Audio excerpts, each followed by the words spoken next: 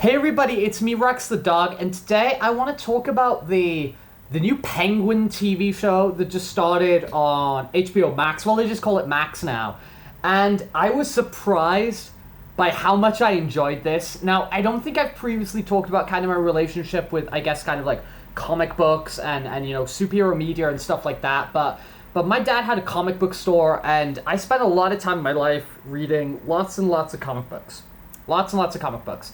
And I was a big fan of Batman. It wasn't like my favorite, but the Batman books were really up there for me. Specifically, like the era in like the early to like mid and late 2000s. The really sort of built up the Bat family, and like Gotham was like this huge character, and they built up the Bat family, and they were adding in more and more characters. They went into stuff like storylines like No Man's Land and stuff like that, where the whole Bat family had to come together, like your different Robins and Nightwing and Batwoman and all this sort of stuff, and it was really cool, and it really sort of developed Batman just not as this one character, but all of these associated characters who worked with him, ultimately sort of climaxing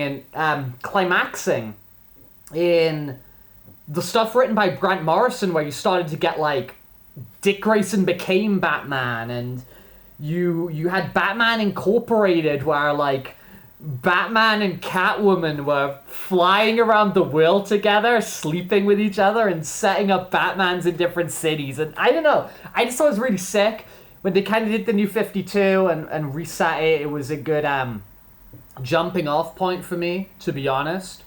And I know there's kind of cool stuff within there, like you can talk about Court of Owls or whatever, but I really miss that kind of like that 2000s Bat family, and I hope it comes back. And maybe it will, and maybe that's the direction we'll go with this James Gunn universe. I don't know, but yeah, I quite like Batman. Superhero movies and TV shows I do have fatigue with, like a lot of us do. A lot of them are the same. A lot of them seem like, why is there an Agatha Harkness TV show and there's not like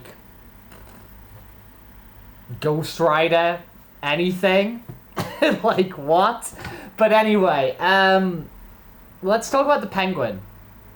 I was surprised by how much I actually enjoyed this, and I'm really excited to see where it goes. And kind of thinking about the Bat family. They probably won't do this, but if they make that kind of black, stuttering sidekick kid character, Jason Todd, Jason Todd, the second Robin, who by the way was introduced as a street level kid trying to jack the rim caps, whatever you call them, trying to jack the wheels off the Batmobile, and the same thing was happening here. He's introduced trying to jack tires. If they introduce that guy, if they reveal that character as Jason Todd, as Robin, it would actually be brilliant. It would actually be brilliant. I'm really enjoying this show so far, but my head is kind of stuck on that, My head is kind of stuck on this idea of like, what if this dude's like Jason Todd, right? Like, what if we have Penguin like totally win the season and make that kid like his confidant, right? Only for that kid, only for like eventually, I don't know, he has to turn on the kid for some reason, and he ends up like shooting him in the chest, right? And we're like, oh, whoa, that kid's down.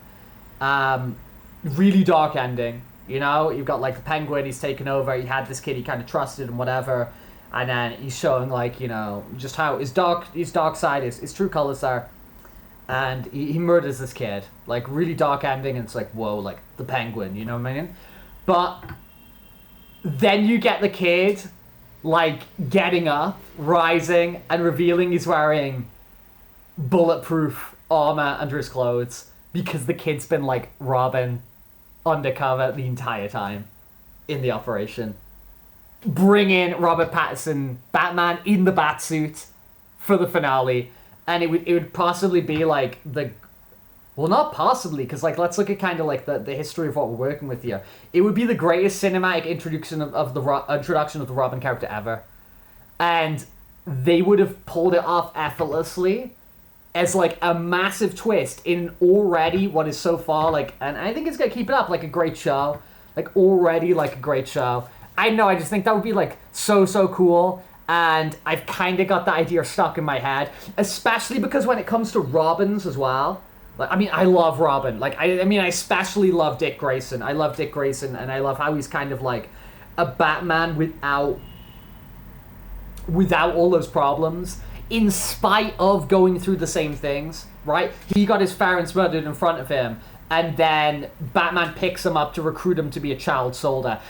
And despite all that, he actually becomes relatively well-adjusted. You know, he's like Batman but can have a relationship. He is like Batman but can have friends. You know, he has a good relationship with the, you know, the people who are in the Teen Titans with him, and even like those up in the Justice League can respect and talk to him as like as Nightwing. He's kind of like a glue of the DC universe, and where like the younger generation and the older generation and whatever, they can all like kind of go through Robin, and then even like the generation that's coming up below them, like you start looking at, you know, Damian or whatever, and like the kids, Impulse or whoever who are coming up above.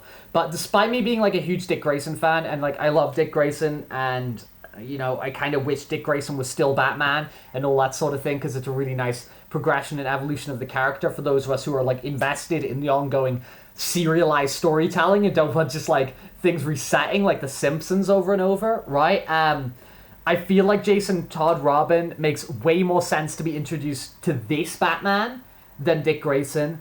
Not that Dick couldn't work, but I'm just sort of like, yeah, give him Jason, give him like the kid who like, the cool thing about like Jason Todd is like Jason Todd was there like trying to steal the tires off the Batmobile, and then Batman was like, stop doing that, you're Robin now. And he's like, I don't want to be Robin. He's like, you're Robin now. And it's like, I don't know. I think it would kind of vibe with this kind of Matt Reeves Batman universe, who like, I really like Matt Reeves, like especially that like Dawn of the Planet of the Apes movie, I thought was like absolutely sick. Like it's kind of like as good as those like a big Hollywood whatever special effects $200 million blockbustery apes with guns shooting people goofy ass stuff can get, but also had like cool socialist messages, and what a damn good film. I mean, I like the next one as well. I'm as much as it's like shot well and everything, I might even go as far to think like I personally hate the Batman movie. Like the Matt Reeves Batman movie, I did not like it. I actively sort of disliked it. It was not for me. I know it's completely served for a lot of people, but it's like completely not for me. And I had the complete assumption that this Penguin show was just going to be like complete trash, right? It's just like, oh, chuck out the Penguin TV show as like, you know, cross-pollinating property on HBO Max. Because I remember David whatever, the head of Max, he was like, he said this in interviews, he's like, for any big franchise we've got, we're just asking, what's the Max show? Like, what is the thing that like extends the experience on Max? And it's just like, oh my god. So they're just chucking out this Penguin show and it's gonna be trash, but I've been really blown away. I think it's like a really cool like crime thriller thing. It feels like Batman, it feels like Gotham. It's really, really cool. I mean, that said, even the reverting to mobsters over and over is one of the reasons I wasn't super excited about this. Like, I am kind of honestly about over with Batman / Gotham and the mob side of it all, because there's so many sort of like untouched corners of Batman's world, which I personally love and think are really exciting, which have been completely untouched on like television or movies or whatever, and they always revert to the mobsters, right?